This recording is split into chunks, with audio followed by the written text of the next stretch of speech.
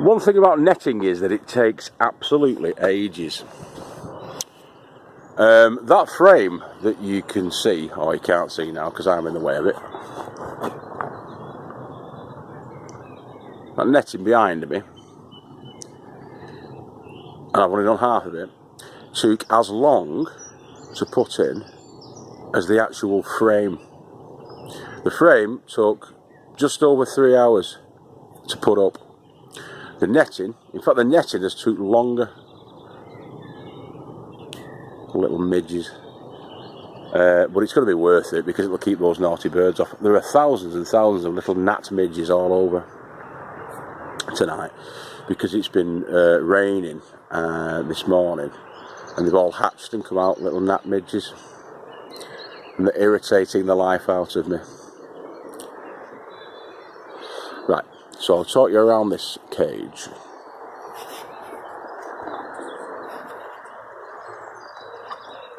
So that's where the door's going to be. I didn't explain last night about how much the actual greenhouse cost to build. And this bearing in mind that I did get the poly for free.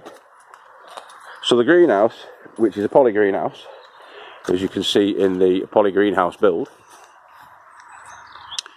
took about 3 days altogether. But they weren't really 3 full days. If I'd got stuck into it and just been concentrating on doing that greenhouse, I could have got that done in 2 days really. And it's mostly 3x2 and 2x2 timber. The 3x2, in fact the 4x2 rounded timber was used to create the base of it, and the sort of midway ledge, which is here. This bit, right? So that took, of the 8 foot length, that was 1, 2, 3, 4, 5, 6, and 2 of those 8 had 2 feet chopped off them, 2 foot chopped off them, and then the rest was built up using 2x2. That you can see the excuse me, you swallowed a little gnat midge. And so yeah, so that was the basic framing of it. Now that would probably took about a further 12 8 foot 2x2. In fact it took more than that. Probably took about 20, if you get 20 8 foot 2x2 timbers of the treated tannalised timber, and you'll need 6 of those 4x2s to make that.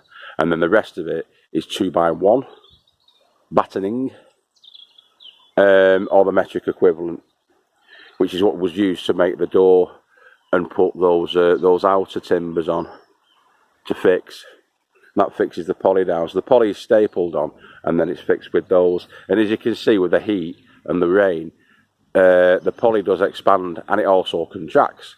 So when it gets cold, it'll contract a little bit and get a little bit tighter again, but the heat makes it droop, and it does that with all poly setups.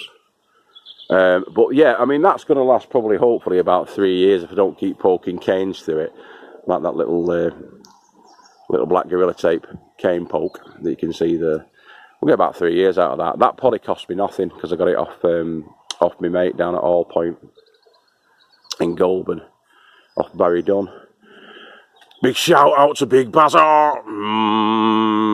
Now he is a good lad. He's a top banana.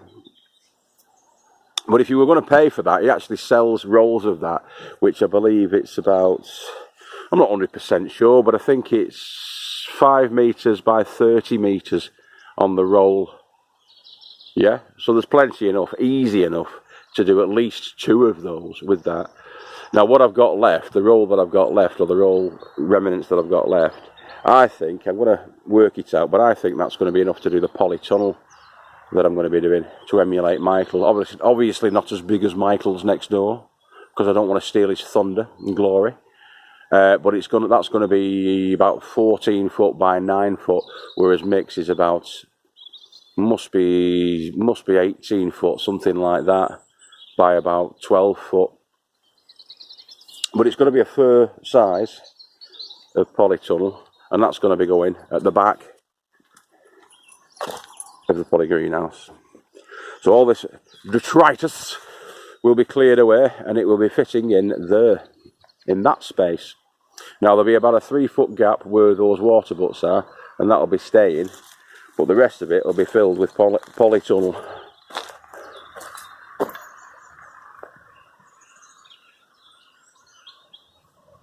Although looking at that, I may need to rethink that, or at least move those, because I don't think that's going to be about 9 foot. I think that's going to be about 7 foot. I may need to move then. If I'm going to fit it into there, I'll need to move those water butts and put those water butts elsewhere, which is fair enough. That's fine. That's all right. I might leave one at the back or in the corner over there, and then move the other one down. And I'm going to fit like a relay setup down where the main growing area is. I need 2 or 3 water butts down at that bottom end. Actually, I've only got one down there, which isn't enough really. And there's the one that I got from the tip down there as well. You can see it right in the centre, where the alfresco dining area is going to be. So I'm going to move them and find another home for them. I'm rapidly running out of space though to fit everything in, and I want them running in relay, so one fills and one, and the 2 are drained into from the full one. You know what I mean? If you know anything about it, you'll know what I mean. But you'll see that on a later episode anyway, and I'll pick that up and show you what the relay system is all about with the water. Okie dokie. So yeah, that's going to go here or hereabouts. Now this bed that's already in there with all the brick and stuff like that, that brick's going to be taken down. It's going to produce a rustic little wall around the alfresco dining area, and we're going to have small raised beds there where we can grow the flowers, and edible flowers at that, the vast majority, around the alfresco. So all those bricks are going to be taken, rough as they are, and we're going to produce some sort of raised bed setup around. I'll show you actually where it's going to go, that.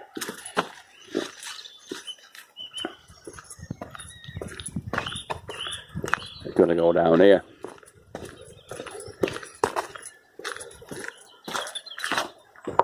In the alfresco dining area, outside the tiki hut, where one might partake of cocktails and such like. That's the alfresco dining area. We're going to have the raised brick-built bed coming out to about 2 feet away from that fence. Well, probably a little bit more actually, but there'll need to be a gap between the bases and where the brick starts. There'll need to be about a 9-inch gap there, and then the raised bed bit, flowers coming up, or maybe climbers coming up. I don't know yet. Whatever, we'll decide when the time is right. And so that raised bed bit's going to be sort of from here, because I need to leave this free so I can get behind the shed here, the tiki hut. So the bricks are going to come out from here, the raised bed, and then it's going to follow along to about there, and it's going to go down here. So all this sort of semi-clear bit that Mick's got on this side of the fence will be the alfresco bedded flower area down there, and evergreens, you know, small shrubby evergreens, that kind of thing, make it look nice down here. Get some pollinator attracting flowers down here, and it's going to end about here. It's all the way down there. Okay, this is going to be flagged or gravel path down there, and all this is going to be sort of patioed. We're going to have pots knocking about with this and that in the way of plantings.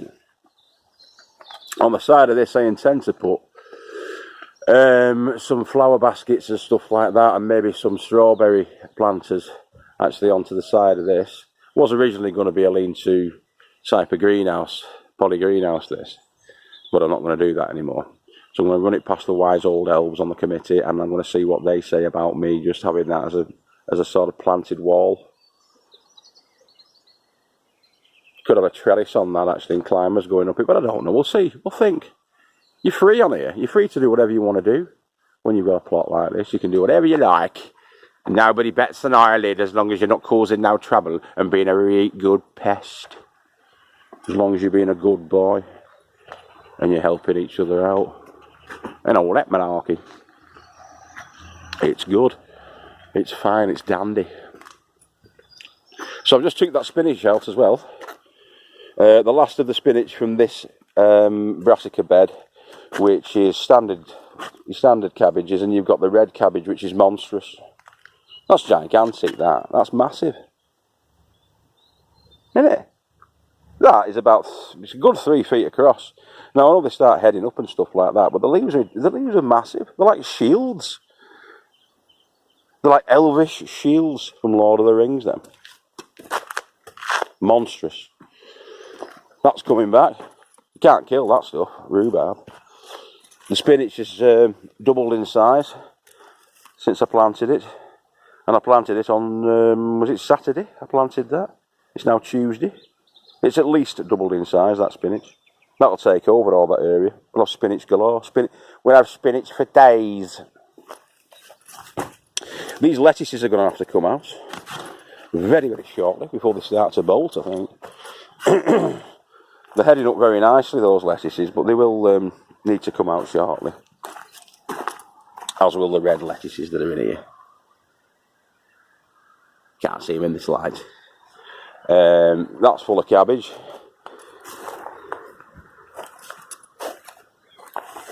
That's chocolate cabbage, that. I'm going to have to take some out and eat them. I'm going to turn into a cabbage, me, with all the cabbage we're eating.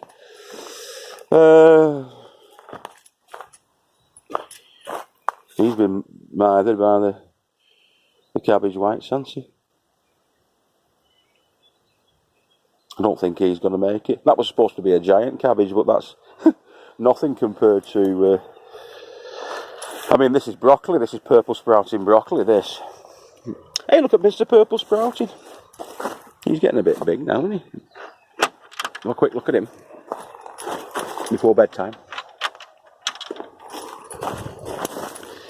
Mr. Purple Sprouting. Lots of holes in these. I might have to have another check in here, because I couldn't see any the other day. But there are holes in here. Where's the caterpillars though? I can't see. I couldn't see any caterpillars the other day. There's the purple sprouting coming up there. I might take that off. In fact, I shall take that off now and see if it'll branch out. I'll take that off and I'll eat that tonight before I go to bed. There must be cabbage whites in here. There must be caterpillars in here. But I couldn't see any the other day. Where the hell are they if they're in here?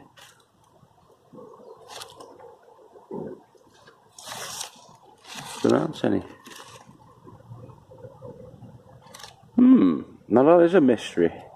The birds did have a good go at these.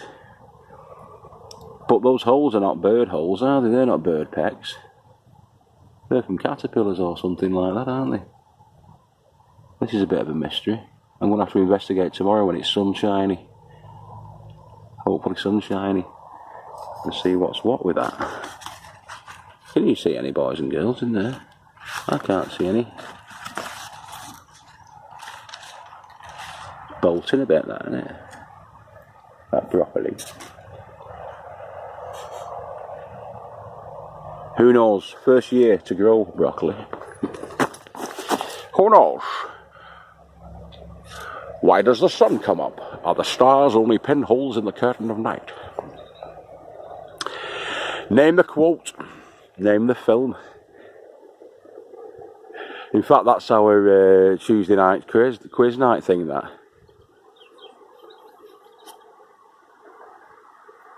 Why does the sun come up? And are the stars only pinholes in the curtain of night? Who knows?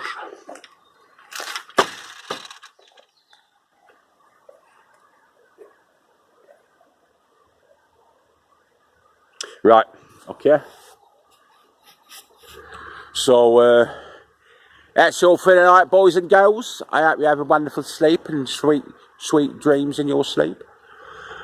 And I hope everything's going well on your plots and gardens and even window boxes, and that you're still enjoying what you're doing and enjoying your growing. I'm a lot more upbeat today, to be honest. I was a bit of a grumpy pants yesterday because the netting was doing me head in, but I'm learning patience. And I'm learning that nettings probably will be done by the weekend, but that's all I'm going to be getting done, because I'm only getting back really about 8 o'clock, because I'm doing a lot of work at the minute, at work, a lot of paid work. And to be honest, I won't miss these gnats, these little fleas, whatever they are, midges all over, because they're a pain in the bottom. So yeah.